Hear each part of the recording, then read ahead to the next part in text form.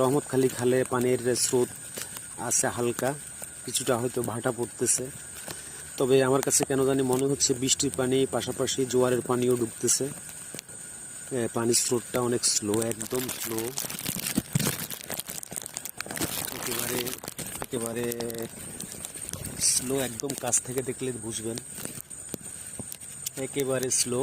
তবে পানিগুলো সোজাসুজি না গিয়ে বিভিন্ন ঘরবাড়ির দিকে প্রবেশ করছে। পানিগুলো একবারে খালের পানিগুলো একেবারে স্বাভাবিক। খালের পানিগুলোতে কোনো স্রোত পশ্চিম দিকে আমি পরিলক্ষিত করছি না। পশ্চিম দিকের পানিগুলা থেকে অলরেডি এগুলোর স্রোত, এই যে পাতা ফলো করলে বুঝতে পারবেন, ওগুলো কেন জানি মনে হচ্ছে জোয়ারের, ওদিকে খালে জোয়ার আছে কিন্তু খালের উপরে যে পানিগুলা এগুলা পূর্ব থেকে পশ্চিমে ঢুকছে, কিন্তু খাল থেকে যে পানিগুলা ওগুলা আবার উত্তর থেকে দক্ষিণে প্রবেশ করছে। তো সারাদিনের বৃষ্টিপাত পাশাপাশি জোয়ারের পানি যেটা মনে হচ্ছে, পাশাপাশি নোয়াখালী অঞ্চলের কিছু পানি আমাদের লক্ষ্মীপুরে প্রবেশ করছে, যার কারণে হয়তোবা পানির সারাদিনে প্রায় 1 ফুটের মতো পানি বেড়ে গেছে। সারাদিনে 1 ফুটের মতো পানি বেড়ে গেছে। তো এইভাবে চলতে থাকলে, বৃষ্টি যদি আল্লাহ মহান রব্বুল আলামিন যদি বৃষ্টি বন্ধ না করেন, তাহলে হয়তোবা আমরা আজকে রাতের মধ্যে আরো 6 ইঞ্চি বা 1 ফুট পানি বেড়ে যেতে পারে। আল্লাহ তুমি রক্ষা করার মালিক। সব জায়গায় স্রোতগুলা দেখলেই বোঝা যায় যে আসলে বিপুল পরিমাণ ছড়া। আমি এখন যে জায়গায় দাঁড়িয়ে আছি এই জায়গায় আমার হাঁটু পরিমাণ পানি। এটা হচ্ছে স্কুলের সামনে যে রাস্তাটা, এই রাস্তায় আল্লাহ রক্ষা করুক।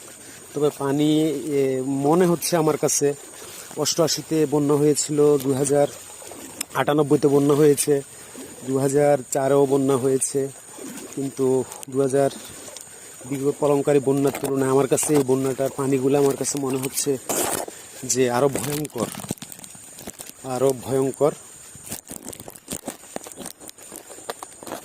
আরো ভয়ঙ্কর হবে।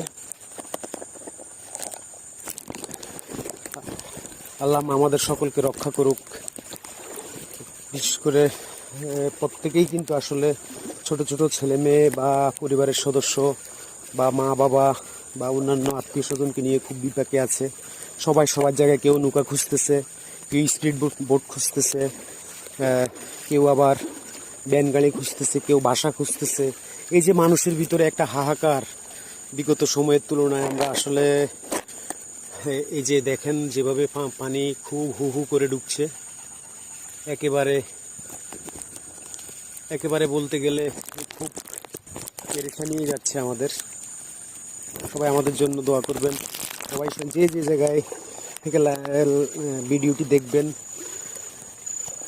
সবাই সবার জন্য দোয়া করবেন। আমরা আসলে এমন একটা পরিস্থিতি পড়ছি, মহান রব্বুল আলামিন আমাদের কেমন একটা পরিস্থিতি ফেলে রাখছেন জানি না। আমরা তিনি ছাড়া আমরা হয়তোবা রক্ষা আমাদের হবেই না। এই সবাই সবার কাছে ক্ষমা চেয়ে নেবেন। সবাই কারো যদি কারোর সাথে ভুল থাকে সবাই সবার জন্য সহযোগিতা করার চেষ্টা করুন। সবাই, আল্লাহ সবাইকে রক্ষা করুক। মহান রব্বুল আলামিন আমাদের সকলকে রক্ষা করুক। আমাদের অনাগত ভবিষ্যৎ বা যারা বিভিন্ন জায়গায় তাদের মা বাবা ছেলে মেয়েদেরকে নিয়ে বিপদে আছেন, সবাইকে আল্লাহ সাহায্য করুক। এই আশাবাদ ব্যক্ত রেখে সবাইকে শুভেচ্ছা জানিয়ে আসসালামু আলাইকুম।